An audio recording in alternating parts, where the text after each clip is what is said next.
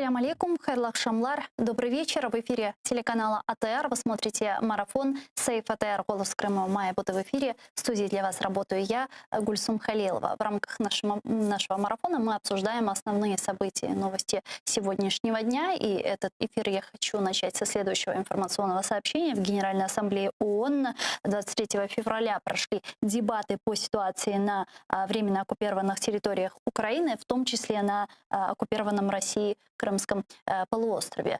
Там выступал постоянный представитель Украины при Организации Объединенных Наций Сергей Кислица. Вот что он сказал. Давайте его послушаем. Як бачите, тут чітко вказано дату початку їхньої військової спецоперації – 20 лютого 2014 року, задовго до так званого референдуму на півострові. Я думаю, що ми повинні попросити Міністерство оборони Російської Федерації нагородити російських дипломатів цією медаллю, щоб кожен раз, коли вони повторюють свою мантру про бутафорський референдум в Криму в березні, вони згадували про день початку російської окупації в лютому, який був засвідчений Міністерством оборони Росії. Вот постоянный представитель Германии при ООН Христоф Хойскин снова напомнил о препятствиях для доступа иностранных мониторинговых делегаций на территорию оккупированного полуострова. Вот что он сказал. Давайте вместе послушаем.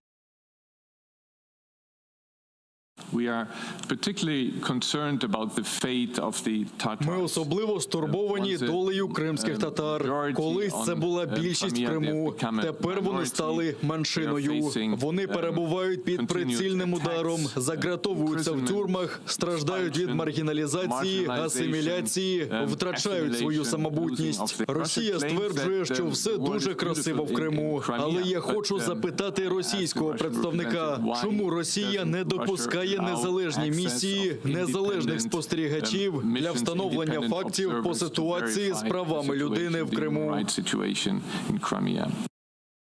Первый заместитель постпреда России при ООН Дмитрий Полянский в хамской себе манере сказал следующее. Вот мой немецкий коллега опять картинно сокрушался, что мы якобы никого на полуостров не пускаем.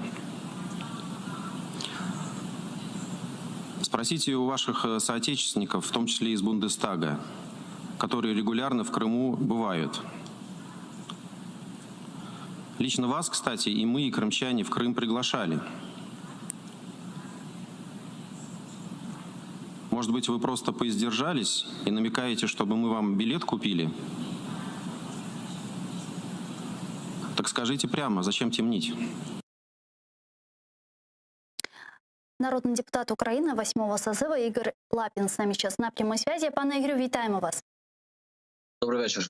Пане Игорю, вот как вы понимаете такое хамское обращение российских дипломатов? Вот что они себе позволяют? Почему некоторое время назад российские дипломаты вот с европейскими визитерами относились так более или менее, так сказать, вот вежливо, да, наверное, и не выливали им на голову тонну грязи, как, впрочем, это недавно произошло с Жозефом Боррелем, который прилетел в Москву, и как это произошло с министром иностранных дел Финляндии, который также прибыл с визитом туда. И, кстати, вот на этой встрече, если не ошибаюсь, глава финляндского внешнеполитического ведомства выслушивал обвинения Лаврова в европейской русофобии. Что изменилось? Или ничего не изменялось, в принципе?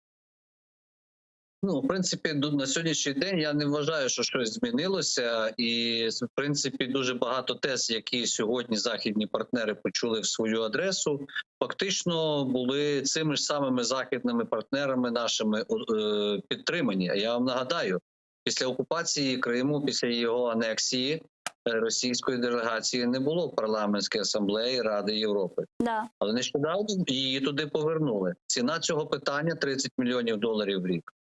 Ну, то що вони хотіли? Ну, це шантаж. Ну, ще раз наголошую, ну так що для Європи більшою цінністю є? 30 мільйонів чи європейські принципи? От що мене завжди цікавило в цій ситуації. Так, я чув тези про те, що це треба повернути, тому що таким чином Росія сяде за стіл переговорів і буде дотримуватися прав людини, ми зможемо тоді мати більше механізмів і так далі. То в мене риторичне запитання до наших західних партнерів. І що воно вам допомогло? Ну, спитайтеся в Навального, може воно йому допомогло. Чи кримських татар, яких там затримали, арештували, може воно їм допомогло. Спитайтеся в тих людей, яких зобов'язали в Криму отримати російські паспорти і оформити нерухомість згідно російського законодавства. Чи воно їм допомогло? А спитайтеся в тих призовників, яких призвали служити в Збройні сили Російської Федерації, тих, які раніше були з паспортами громадян України, а сьогодні були змушені внаслідок тиску різного калібру отримати паспорти Російської Федерації. Спитайтеся, чи воно їм допомогло не йти служити в армії Росії? Чи вони сьогодні, можливо, теж представлені в якійсь мірі на війні на Донбасі? Чи в інших гарячих точках, де Росія веде війну? Так от в цій ситуації я, звичайно, не хочу сказати, що, знаєте, є таке слово «злорадствую». Я не злорадствую, але сьогодні цим плювком в обличчя західних партнерів Росія показує, що нам на міжнародні права начхати, це перше, а ви за 30 мільйонів нас все рівно повернете в Раду Європи. Оце є позиція Росії. І вони доказують і тикають кожного разу. І оце мене бентежить, тому що система колективної безпеки трісла по швам з моменту окупації Криму. Ніхто, жоден з гарантів так званого Будапештського меморандуму не проявили до кінця того, що можна було зробити. Часткові санкції, так, ми дякуємо нашим партнерам, санкції працюють. Мало. Просто мало. Не того, що нам мало. Ми теж зробили мало, я вважаю, на зустріч в боротьбі проти російського агресора. Я не вважаю, що ми зробили достатньо, наша держава Україна. Але давайте згадаємо, в якій позиції ми тоді були. Чи ми, можливо, забулися, як нам казали західні партнери, що не треба сильно дразнити Путіна? Чи ми цього не чули в засобах масової інформації? Сьогодні Європа потерпає від російської агресії. І в той же час Європа продовжує будувати Північний потік-2. Я не можу зрозуміти логику. А как вы думаете, это только вот исключительно экономические интересы, или же здесь все-таки присутствует некий страх, возможно? Невеличка армія України, невеличка, я наголошую, тому що боєздатних частин у нас було близько 5-6 тисяч особового складу. Разом з добровольцями змогли протистояти одній з наймогутніших армій світу. І ми до сьогоднішнього дня тримаємо фізично ці рубежі. Я не думаю, що Росія настільки, скажімо так, борзо могла би йти війною на країни-члени НАТО, на наших європейських партнерів.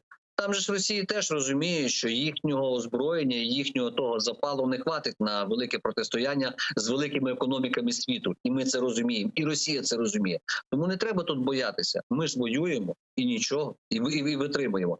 Звичайно, ми дякуємо нашим західним партнерам за те, що вони нам допомагають і економічно, і нам допомагають в тому числі і тими санкціями, яких я теж вважаю недостатньо. Тому що відключення Росії від системи SWIFT, замороження всіх активів бізнесу російського в Європі і на Заході, в цивілізованому світі, ще раз наголошую, воно мало би зовсім іншу реакцію. Але я дуже добре пригадую, коли був аншлюз Австрії. Теж дуже багато країн сиділи, мовчали. Що воно їм дало? Вони отримали і ганьбу, і війну. Розумієте? Тому в цій ситуації я вважаю, що хватить бавитися з Путіним, хватить загравати з Путіним. Бензоколонка не така вже і вічна, і не така вже і потужна. И мы можем этому протистояти. А каким образом, вот как вы думаете, что еще должно произойти, чтобы европейцы, западные партнеры, когда появляется вопрос выбора между экономическими выгодами и гуманитарными ценностями, все же выбирали экономические гуманитарные ценности? Что еще должно произойти такого, чтобы Европа поняла, что с агрессором, в данном случае Россией, договориться невозможно? Что должно произойти еще такого, чтобы Европа прислушалась к словам того же Отто фон Бисмарка, того же Уинстона Черчилля, который говорил о том, что нельзя договориться с тигром, когда твоя голова находится у него в пасти? Что еще? Ну, я думаю, що слідуюча атака російських військ на будь-яку з країн, яка буде ближчою, можливо, європейцям, ніж Україна, яка сьогодні виступає бар'єром. А яка ця страна може бути? Ну, на сьогоднішній день ні для кого не секрет про військові навчання, які проводила Росія в Білорусі поблизу кордонів Прибалтики. Це все-таки країни НАТО.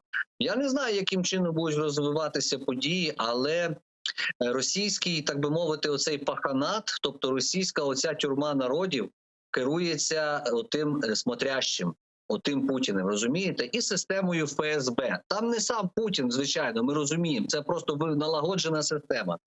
І, можливо, європейські партнери досі вважають, що Путін якось тримає це все в рамках, в межах кордонів Росії, і таким чином ну, не можна його, як то кажуть, валити до кінця, бо тоді воно розповзеться по всьому світу.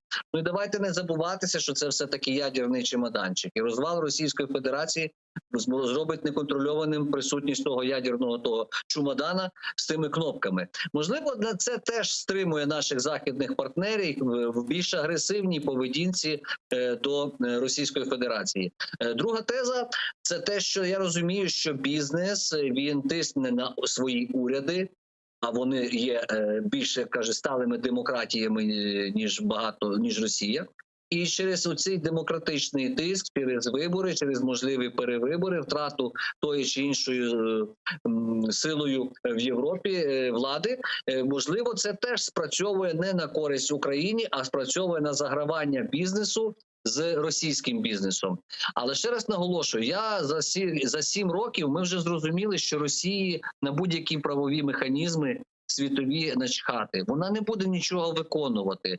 Ну, ще раз наголошую, санкції – це дуже добре, але якщо все рівно Росія ще є досить потужна морально держава в контексті тому, що скрізь навколо нас вороги, і ми тут протистоїмо тому буржуазному світові. Тобто ідеологічно росіяни, вони настроєні агресивно проти всіх, тому що всіх вважають ворогами. Ви включіть телебачення Російської Федерації, ви побачите, про кого вони там добре відгукуються і так далі. Тобто вони живуть по принципу, що ми є закрита зона, за порядком на зоні дивиться так званий пахан, і в цій ситуації він використовує ті методи, які завжди використовувались в Росії. Цар хороший, бояри плохі, а вокруг нас враги. От і все. Сьогодні так Росія живе. І чим гірша ситуація в них, тим більше агресивну політику вони будуть проводити зовні. Давайте пригадаємо, коли були проблеми в Путіна і в їхній системі державного управління, що вони зробили? Почалася війна в Чечні, війна в Грузії. Тобто Росія, зараз війна в Карабасі, війна в Україні. Росія завжди використовує зовнішній, скажімо так, присутність нібито ефемерного зовнішнього ворога на ісконно руських землях. Вони вже дожилися до того, що почали розповідати, що і в Сирії це теж якісь там ісконно руські землі. Розумієте? Вони будуть використовувати будь-яку пропагандистську машину, аби їхній електорат, народ Росії, свято вірив в царя Владимира Красне Сонечко і знав, що вокруг них враги. І це якраз механізм, який Путін використовує для того, щоб тримати в узді оцю всю тюрму народів. Вы говорили про санкции. Боррелл исключил санкции Европейского Союза против бизнесменов из-за дела Навального. Санкции затронут только те, кто ответственен за преследование оппозиционера, сообщил Боррелл. В отношении России Евросоюз будет придерживаться формулы «давать отпор, сдерживать, вовлекать», сказал он. Давайте послушаем его цитату. Ми досягли політичної угоди ввести санкції проти тих, хто відповідальний за його арешт і засудження. Вперше ми задіємо глобальний режим санкцій за порушення прав людини. Вот что-то мне это напоминает события в Керченском проливе. Помните, когда захватили наших моряков, наши корабли, и, значит, санкции ввели европейские парламентарии исключительно по вот там ряду ФСБшников, да? А вот санкции против тех, кто действительно руководил процессом и отдавал приказ, ну вот как-то они остались в стороне, как, впрочем, и сейчас. Против кошельков Путина санкции не ввели. Почему? Ще раз наголошую. Хотя до этого говорили, что, возможно, в санкционный список войдут как раз-таки олигархи. Ви знаєте, я колись в себе на сторінці в Фейсбуці розмістив картинку, де перелякані європейські лідери сидять і трусяться, думаючи, що Путін дожере Україну і не буде чіпати їх. Так не відбудеться. Агресивна політика Путіна і Росії буде продовжуватись доти, доки у них будуть виникати внутрішні проблеми. На тлі падіння економіки Росії, на тлі падіння цін на нафту, Російська Федерація діє все агресивніше і агресивніше на зовнішній арені, в зовнішньому світі. Точкові санкції, вони можуть спричинити якусь реакцію, але, перепрошую, давайте будемо відвертими. Путіна, скільки статків Путіна сьогодні по всьому світі? Оцінюють там деякі фахівці там 140-200 мільярдів доларів. Йому, чесно кажучи, йому без різниці. На скількох чиновників наклали санкції. В них пропагандистська машина працює так, а що вам до тих санкцій? Що, у вас є рахунки в американських банках? Нібито нема. Тим не менше, їхні всі діти вчаться в Америці, в Європі. І ми це знаємо, і вони це знають, європейські партнери теж це знають. Ще раз наголошую, або комплексно Росія має стати країною-ізгоєм, або ми будемо мати гарячі фази в тих чи інших напрямках, які вже вздумаються Путіну. Приводів можна буде знайти завжди багато.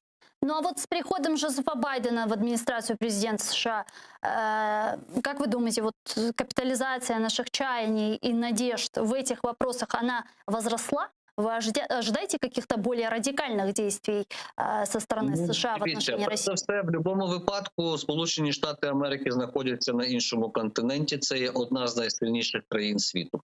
Сполучені Штати, звичайно, виконують таку роль захисника демократії по всьому світові, але в них є інший момент. В них є стратегічний економічний конкурент – це Китай.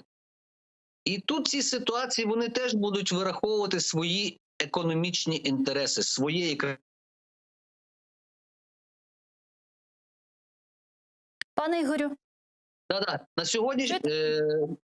На сьогоднішній день інтереси Сполучених Штатів економічні в контексті Північний потік-2 співпадають з політичними, геополітичними та економічними інтересами України. Тому Сполучені Штати тиснуть.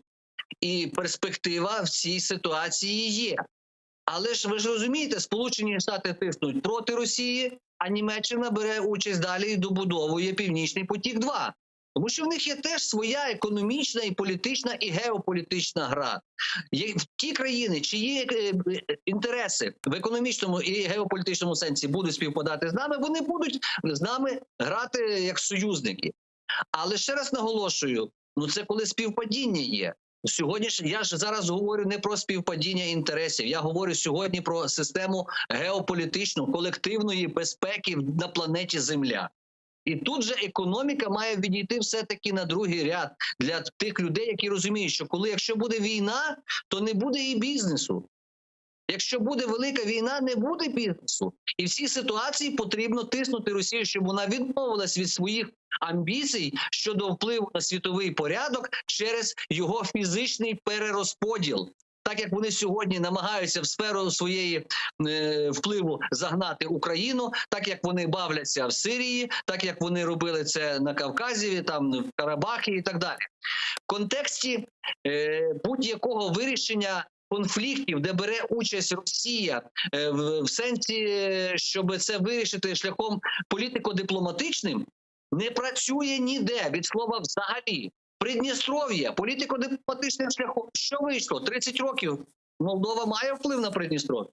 Давайте той ж самий Карабах. Пройшло 30 років, Мінська переговорна група і так далі. Там ще і Сполучені Штати були присутні. Чим кінчилось? Вірменія, Азербайджан. Азербайджан накупив сили і повернув тобі території. Ще не до кінця, тому що знову ж таки Росія втрутилась, знову ж таки Росія затягнула туди своїх миротворців, але тим не менше процес пішов. Далі. Грузія. Що вони там політико-дипломатично вирішили щось? А ви знаєте, хто підписував оце рішення щодо зупинення агресії в Грузії від ОБСЄ? Та сама пані Тальявіні, яка підписувала Мінські угоди від ОБСЄ разом Україна, Росія і так далі. Розумієте? Щось вирішилось в Абхазії? Абхазія повернулася в Грузію вчора? Я не знаю, може я щось не додивився, але ні. Нема взагалі ніде моменту і можливостей вирішення політико-дипломатичним шляхом того конфлікту, який створила Росія. Ніде немає. Я таких не знаю. Може, історично знаєте більше ви, але тим не менше я наголошую, сьогодні ми маємо за весь період існування України, починаючи з Київської Русі, у нас сьогодні 12-та війна. І всі 12 разів Росія, Московія нападала на Україну. Це 12-та війна на нашій території від агресора. І вірити, що там щось змінилося отут в менталітеті, Якщо хтось хоче повірити, включіть російське телебачення і послухайте, що вони говорять про нас. Все. Пане Игорю, давайте с вами обсудим еще одну не менее важную новость. Вы знаете, вчера суд по делу похищения и пыток человека назначил экс-лидеру Одесского правосектора Сергею Стерненко и его соратнику Руслану Демчуку по 7 лет и 3 месяца лишения свободы с конфискацией половины имущества. Что скажете? Как вам вообще это все?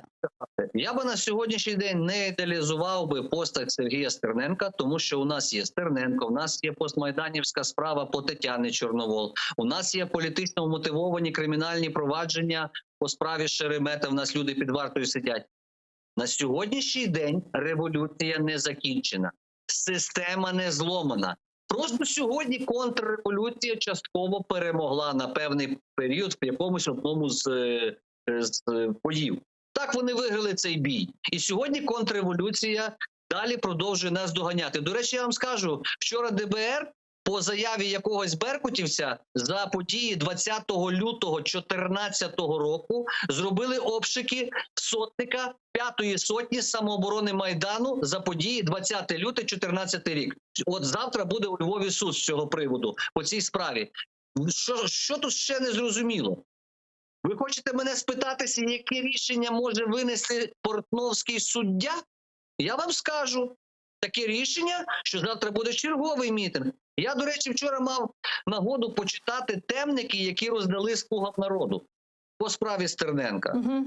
Ви знаєте, я не буду казати, що депутати в нас недолугі. Хай вони будуть нас самі розумні. Ну ті, хто писали ті темники, а ці темники потім деякі депутати, спікери озвучували в ефірах, та вже навіть плакати хотілося.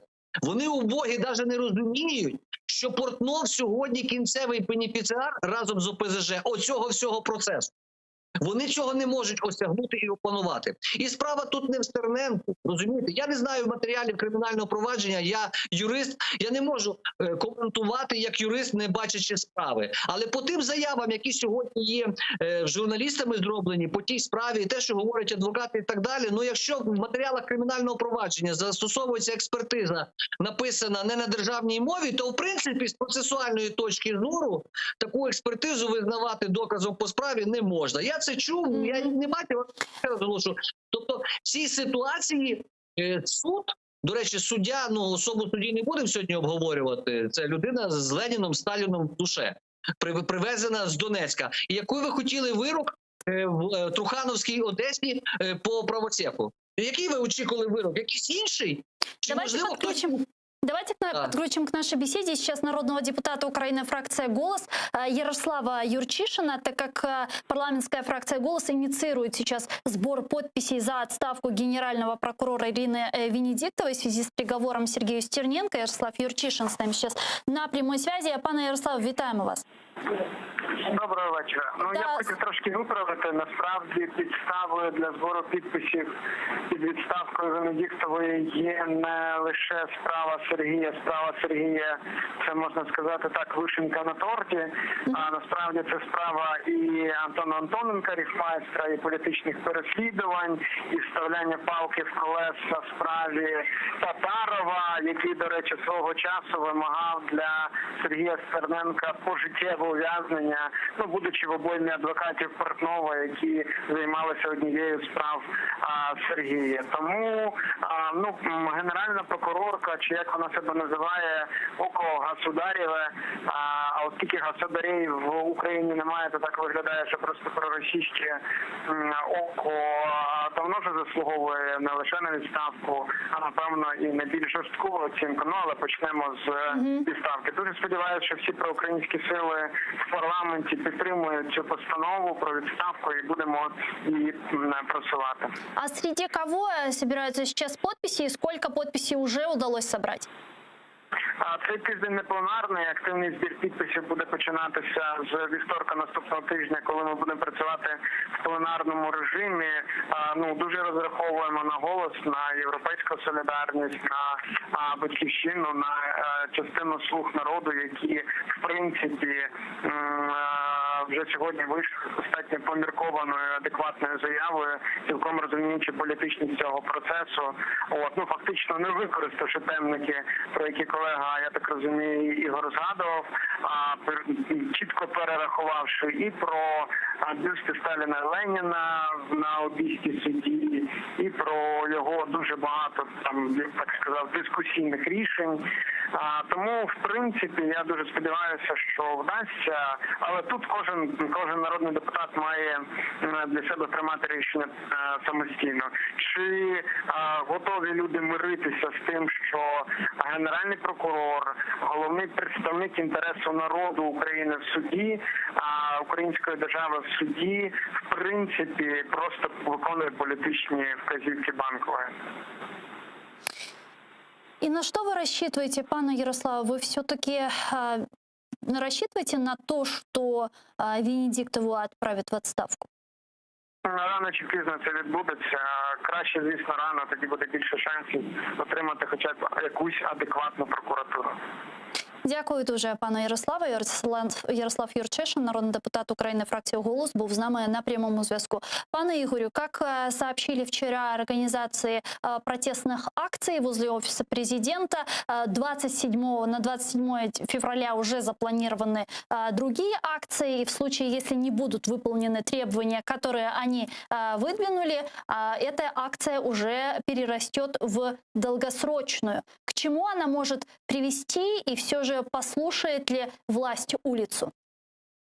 Ну, перш за все, прихильники Сергія Стерненко, які оголосили цю акцію на суботу, якщо вони будуть боротися лише за права Сергія Стерненко, а не будуть разом з усіма розширяти коло протестуючих в контексті взагалі політично вмотивованих кримінальних проваджень в Україні, то акція зійде на нівець. Якщо ж це буде об'єднавчий рух, якщо дійсно всі будуть підтримувати загальну тенденцію припинити репресії. Ви розумієте? Тобто, я пам'ятаю, коли говорили репресії, коли сталінський режим робив репресії, я це розумію. Но сьогодні в Україні ми говоримо вже слово репресії. Політично вмотивовані замовні справи. Сьогодні пані Мендель виходить і каже, президент не буде, він не втручається, він понад цими всіма речами стоїть і він не втручається. Я перепрошую, це той президент, який, не втручаючись, назвав Антоненка, Кузьменко і Дугар вбивцями по справі Шеремету? Це вона його мала на увазі?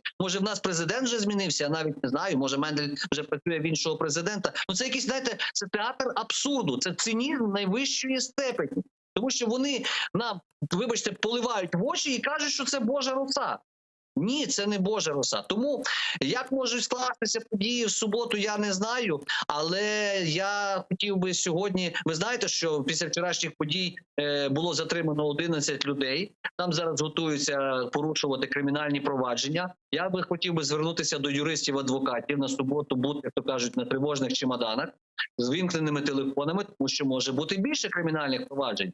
Ну, я не чув, щоб порушили хоч одне кримінальне провадження за побиття журналіста на акції з боку силовиків. Я взагалі не можу зрозуміти, чого силовики, згідно якого закону, вони не пропускали людей на місце проведення акції. Тому що, згідно закону України, якщо організатори поставлять до відома органи місцевого самоврядування, що там-то, в такій-то локації буде така-то акція, то своє право на мирну демонстрацію ми вибороли в 2014 році. Сьогодні нам всім дають по морді. Я перепрошую, можливо, за лишню емоційність, але не пускаючи нас на наше законне право провести мітинг на тій локації, про яку ми повідомили, порушили закон саме силовики. І було би логічним, якби вони сьогодні порушили кримінальні провадження проти тих, хто дав злочинний наказ. Чи вони забулися, як Беркут стояв на колінах? Вони зараз виставляють Нацгвардію і кажуть, не чіпайте. Я пам'ятаю, як нам казали, не чіпайте ВВшників, вони ж солдатики. Але я вам скажу, по ногам журналістам одного з телеканалів бив саме нацгвардієць. І це зафіксовано. Ще раз наголошую, якщо в нас не буде правосуддя, в нас почнуться самосуди. І це саме найгірше. Ви знаєте, що при Зеленському додумалися декриміналізувати статтю в кодексі проти суддів, які виносять завідомо неправосудне рішення. Тобто суддя іменем України може написати будь-що, і йому за те нічого не буде. В нас сьогодні вже не то, що каста небожителей, ми сьогодні маємо вже таку, знаєте, еліту, що вже їм ніхто нічого не може зробити. Вони іменем України можуть зробити будь-що. І в Дякую. цій ситуації це лише буде продовжувати і нарощувати супротив. Чому вчора на акції було там більше, а позавчора десь там на інші акції менше? Ви розумієте, що оця система КДБшна тисячі порізів, вона обезкровлює протестний організм. Але сама пружина протесту зжимається. І вона може стрелити. І ви знаєте, я дуже добре пам'ятаю, яка була довіра до міліції після Майдану. Я пам'ятаю, яка була довіра до новоствореної поліції після Майдану, і я дивлюся, як люди сьогодні реагують на сьогоднішні багнети МВС. У нас Пане Игорю, воюючі країни. очень мало времени, короткий вопрос. Третий Майдан неизбежен? Ой, ви знаєте, це не Майдан. Я вам скажу, ну це не Майдан. Майдан неможливо зробити, його неможливо створити. Його неможливо навіть очолити чи організувати. Майдан тільки можна почути. От просто, щоб всі зрозуміли, його можна почути. От коли він є, то буде видно. Ізбіжний чи неізбіжний, я думаю, що нам вдасться в конституційний спосіб змести геть оцю от наволоч, яка сьогодні прийшла до влади і привела до нас реваншистів в цьому бою. Але ще раз наголошую, революція не закінчена, вона триває. Дякую дуже, пане Ігорю. Чохсагол нас Ігор Лапін, народний депутат України 8-го скликання, був з нами на прямому зв'язку. И я еще хочу обсудить несколько новостей и подключить к нашему эфиру следующего гостя. А пока я озвучу для вас информационное сообщение. В администрации президента США Джозефа Байдена готовы без колебаний внедрять санкции за попытки возобновления строительства российского газопровода «Северный поток-2». Об этом заявил представитель Госдепа США Нед Прайс. Вот что он сказал. Ми продовжимо інформувати Конгрес, якщо знадобляться додаткові політичні заходи реагування на виконання вимог законодавства, я б сказав, на виконання наших інтересів, коли йдеться про Nord Stream 2, ми без вагань зробимо це. Що стосується польської сторони, ми безумовно поділяємо їхні занепокоєння щодо цього проєкту в широкому контексті. Ось чому ми однозначно заявили, що Nord Stream 2 – це погана угода. Це погана угода для Європи в контексті заявлених нею енергетичних цілей. Еще одна немецкая страховая компания прекратила сотрудничество с проектом по строительству газопровода Nord Stream 2. Ранее Госдепартамент США направил американскому Конгрессу доклад, в котором перечислил 18 компаний, которые уже покинули проект и планируют покинуть его после угрозы санкций со стороны Соединенных Штатов Америки. С нами сейчас на прямой связи экономист, глава экспертно-аналитичної ради Борис Кушнірук. Пане Борисе, вітаю вас. Вітаю. Северный поток-2 достроят, запустят, как думаете?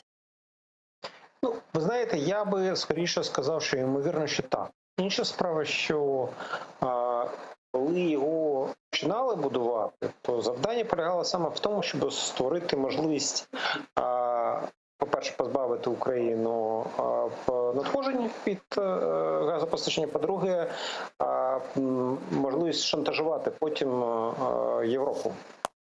Або ви сприймаєте життя, яким воно є, навіть якщо ми здійснимо там окупацію половини України, або залишитесь без газу. Але зараз, внаслідок того, що стрімко розвивається система скрапленого газу, тобто під які будують ємності, будують системи, портові потужності, які їх приймають. Зараз можливість шантажувати Україну, шантажувати Європу стає неефективним. Тобто з цієї точки зору мета, яку ставили перед собою, коли його будували, крім бажання просто вкрасти гроші з Газпрому, не секрет, що Газпром це ще просто система такого жахливого пограбування російської держави наближеними до Путіна олігархами. І зрозуміло, що частина цих коштів – це його власні кошти, які вони отримують внаслідок пограбування Газпрому. І там навіть дуже відомий скандал декілька років назад, коли провідний російський експерт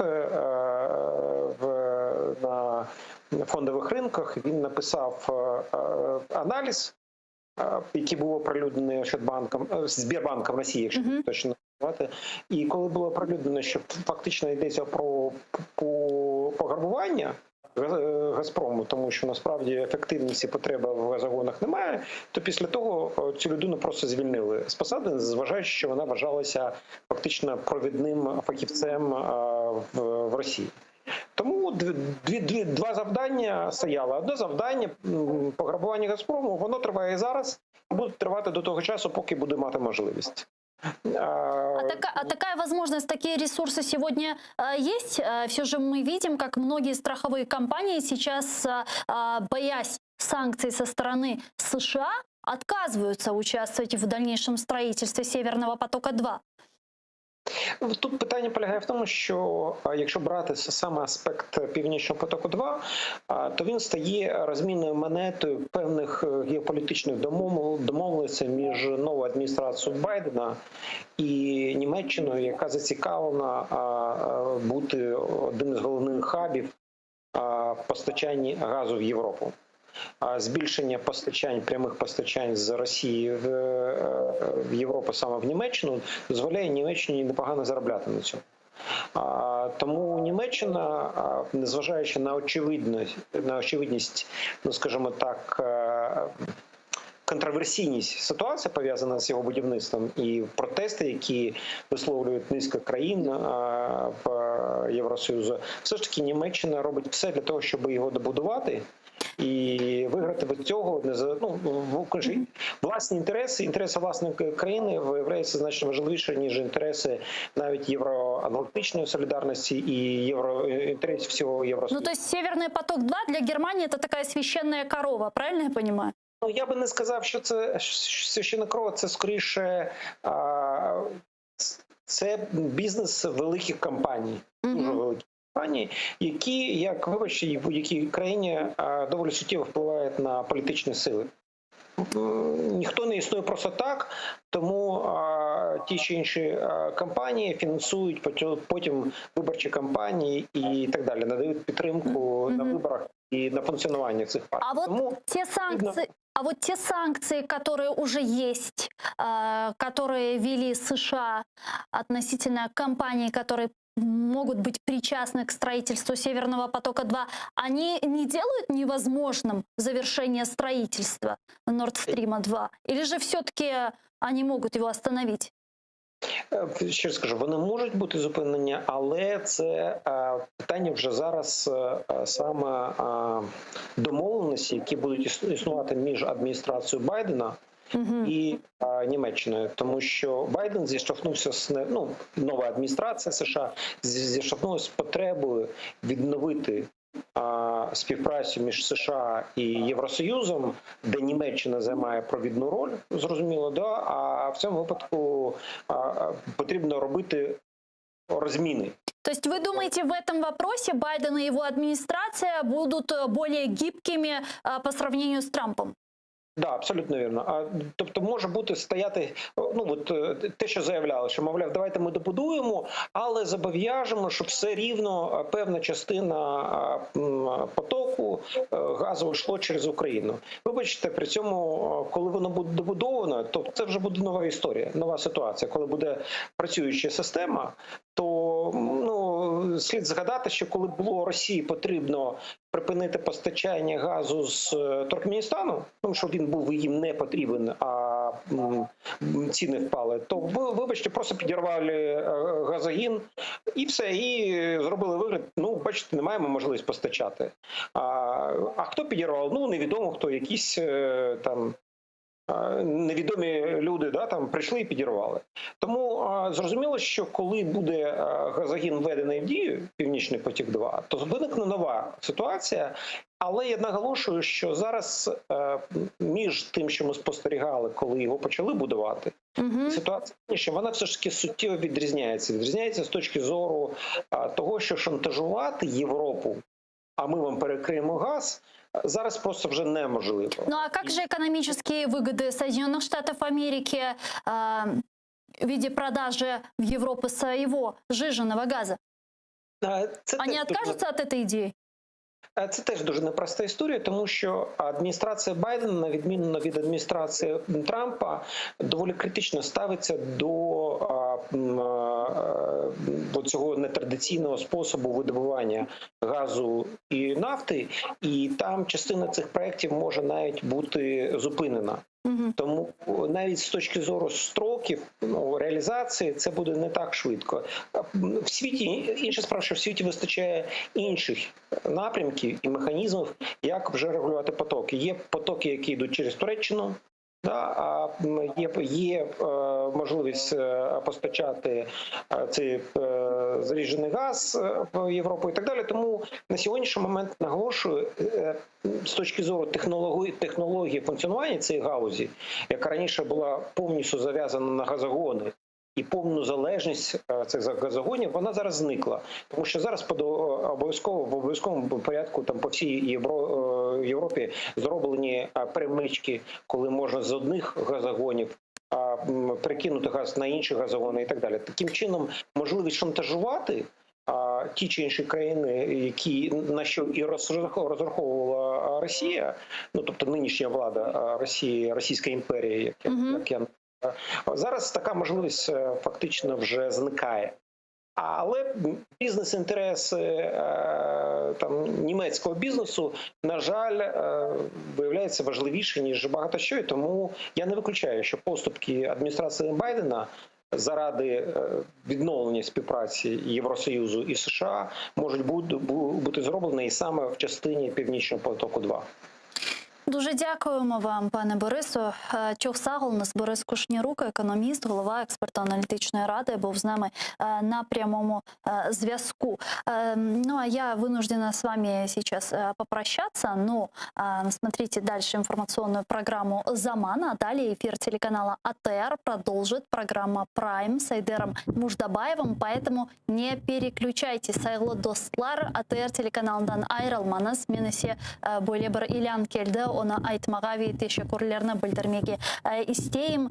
Зевуре ханым Кубединова біздерге АТР телеканалына ярдым оларақ 1000 рублей менің анлағаныма көре өзінің нефақасындан айырды. Зевуре ханымның фотографиясыны біле сіздерге шымды көстере білем. Çok sağ olunuz. Allah sizden razı olsun. Böyle insanlar, böyle kartlarımız bizim yanımızda olğanca biz asla ve asla көрішімізден, savaşımızdan ve Kırım'ın azat etülüvü için yapkan faaliyetimizden vazgeçmemiz. Büyükten teşekkürlerini bildiremiz. Allah hepimizge sağlık, selametlik versin. Görüşürüz.